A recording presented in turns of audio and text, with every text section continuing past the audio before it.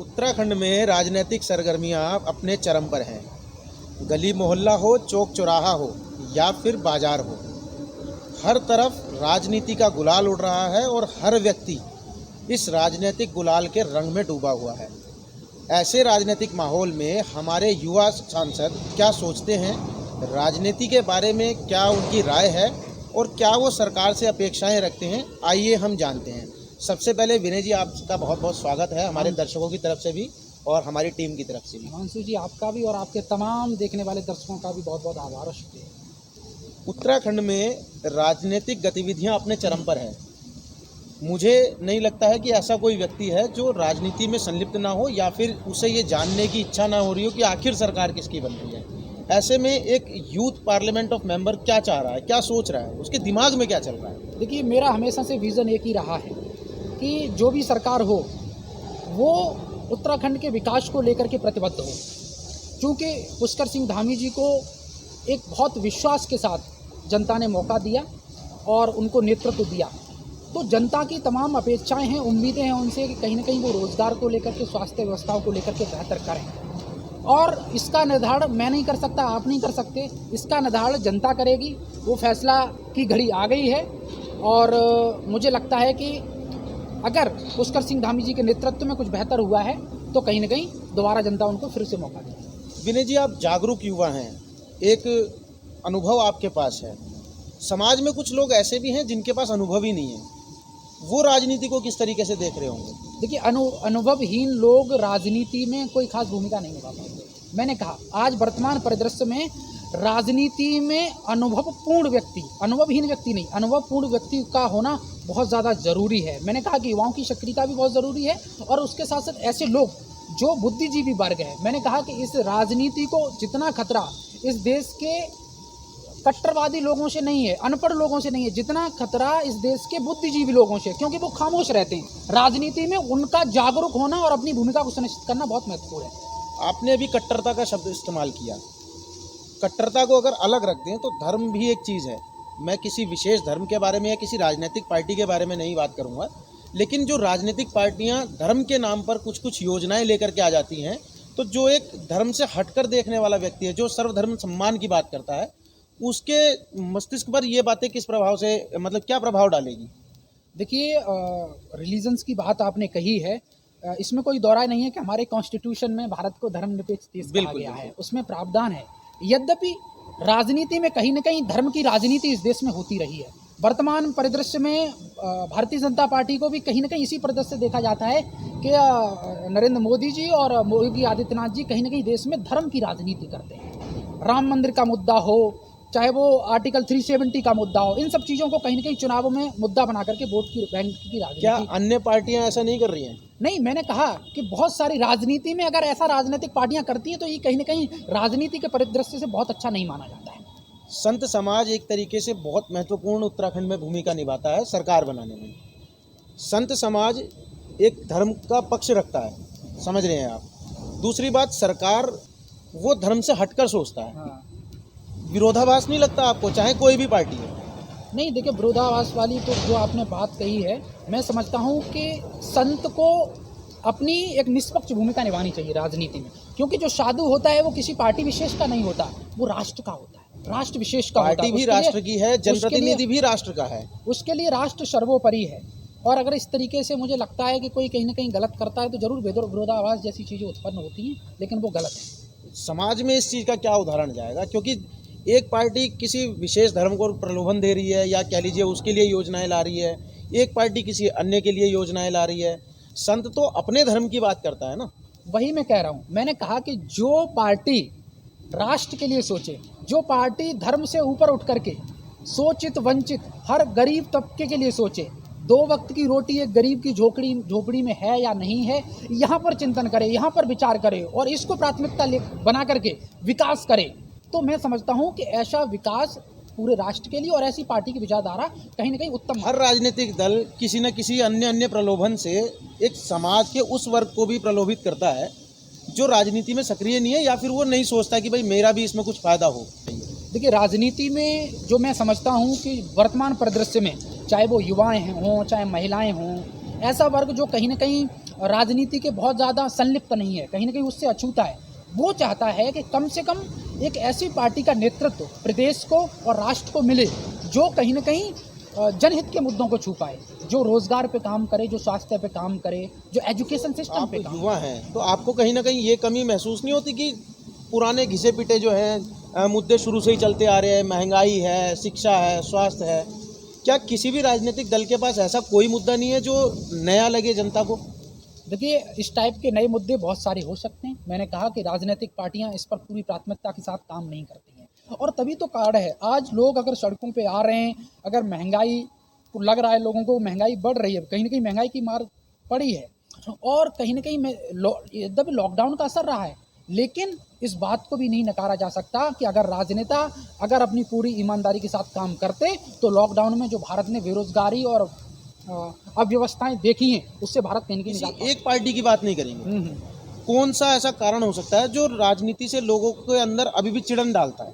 वो धर्म का कारण भी हो सकता है, जो बहुत आपने शुरुआत में पहले प्रश्न किया, कहीं ना कहीं जो आप धर्म को लेकर के बात कर रहे थे इस तरीके, तो उनको ऐसा लगता है कहीं ना कहीं कि धर्म के नाम पर, धर्म के आधार पर हम लोगों को बांटा जा रहा है, विभाजित हो रहा किया जा रहा है, तो ये बड़ा कारण हो सकता है। आपको क्या लगता है धर्म का आना, मैं किसी भी विशेष के लिए नहीं कह रहा हूँ, धर्म का आना कितना सही है राजनीति में आने का? देखिए, धर्म राजनीति से कई गुना ज़्यादा व्यापक है।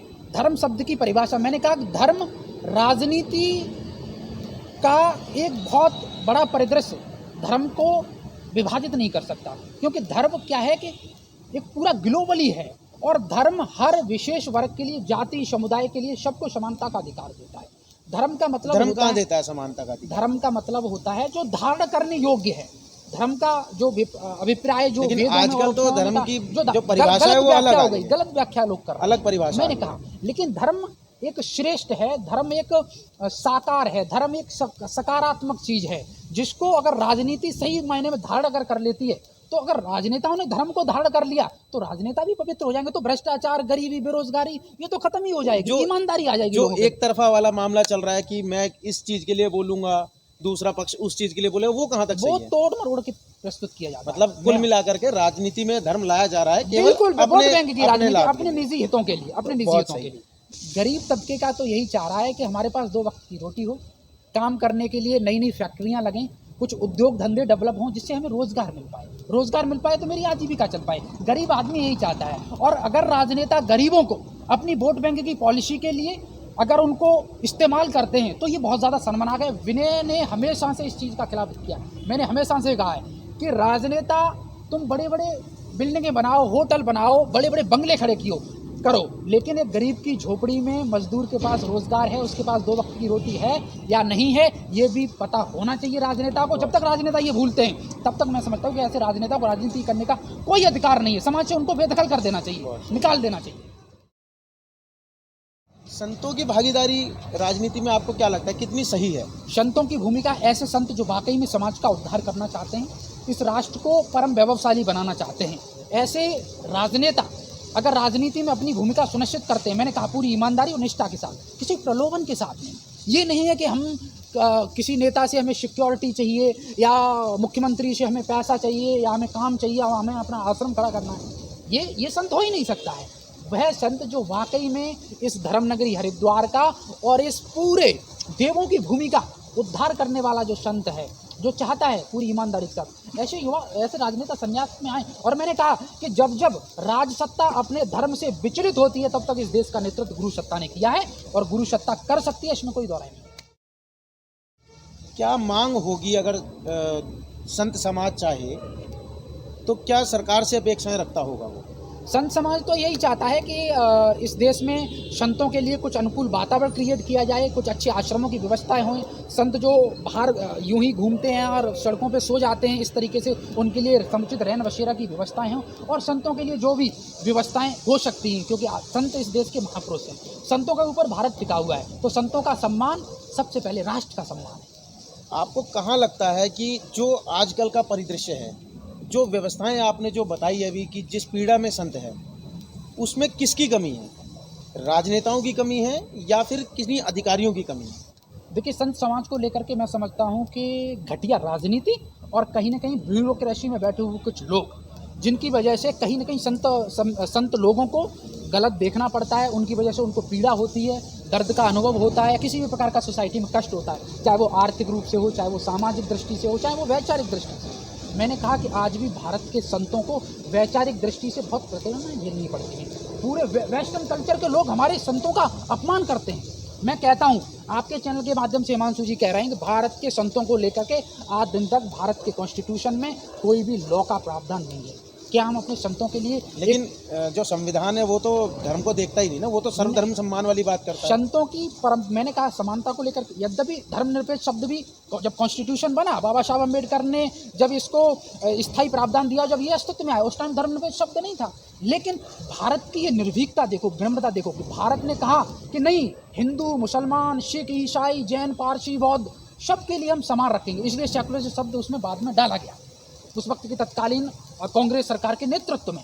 और इसी तरीके से अगर संतों के सम्मान के लिए अगर हम कॉन्स्टिट्यूशन में कोई प्रावधान कर सकते हैं, कोई लॉ ला सकते हैं, कोई द्वारा नहीं है। जो दृश्य देखने को मिलते हैं, जो व्यवस्थाएं अभी दिख रही है, किसकी दिक्कत है, किसकी कहाँ कमी लग रही है आपको?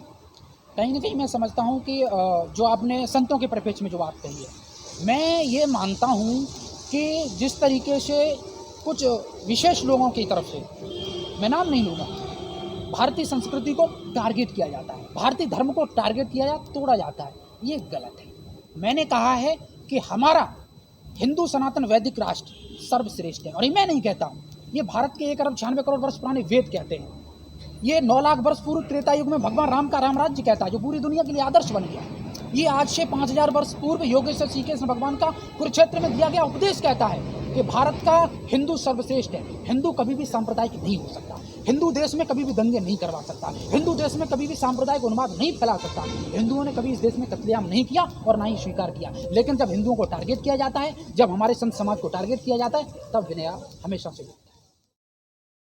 विनय जी, आप युवा सांसद हैं, अगर आपको मैं कहूं कि आप मुख्यमंत्री बनने जा रहे हैं, तो क्या वैचारिक स्थिति आपकी बनेगी?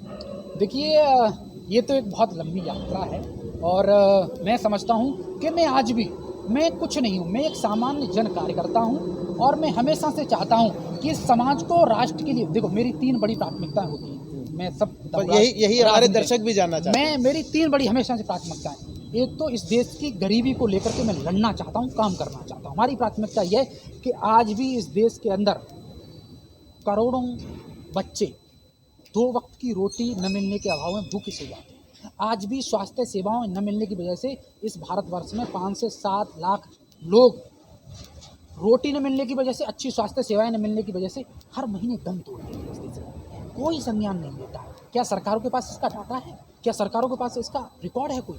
पहली बात, शिक्षा पे काम हो, स्वास्थ्य पे काम हो, रोजगार सबसे बड़ी प्राथमिकता है। अगर हम इस देश के करोड़ों लोगों को रोजगार के साथ जोड़ देंगे, तो जब रोजगार मिलेगा तो उनके अंदर वैचारिक दरिद्रता नहीं आएगी। वैचारिक दरिद्रता नहीं आएगी तो वो अच्छे काम करेंगे तो वो नशावृत्ति, वेश्यावृत्ति में नहीं फंसेंगे। आज का युवा तो रोजगार को सिर्फ सरकारी नौकरी तक सीमित मानता है। नहीं, ऐसा नहीं है। देखिए, इसमें भी 2 चीज़ें हैं। एक तो ये है कि सरकारी नौकरी, ये तो रोजगार एक पक्ष है, लेकिन इसके साथ साथ मैंने कहा कि भारत आज भी जो नई टेक्नोलॉजी है उसके मामले में, और जहाँ हम स्किल डेवलपमेंट की बात करते हैं या कुटीर उद्योग, लघु उद्योग की बात करते हैं, इस मामले में आज भी पीछे है। आज भी हम अब पहाड़ों की बात ले लो, उत्तराखंड की बात ले लो, हम इंफ्रास्ट्रक्चर के मामले में बहुत पीछे हैं।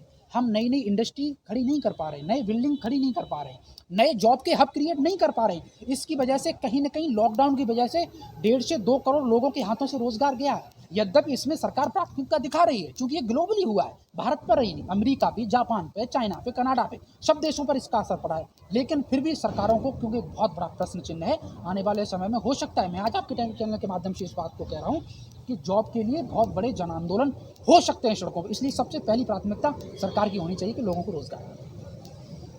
सीएम बनने जा रहे थे वैचारिक स्थिति के अनुसार हमारे विनय जी, आप समझ सकते हैं कि हरिद्वार का युवा या कहें कि उत्तराखंड का युवा क्या चाह रहा है। सरकार तक भी इस वीडियो के माध्यम से ये बात चली जानी चाहिए कि आखिर युवा क्या चाह रहा है, संत क्या चाह रहा है, गरीब तबके का आदमी क्या चाहता है।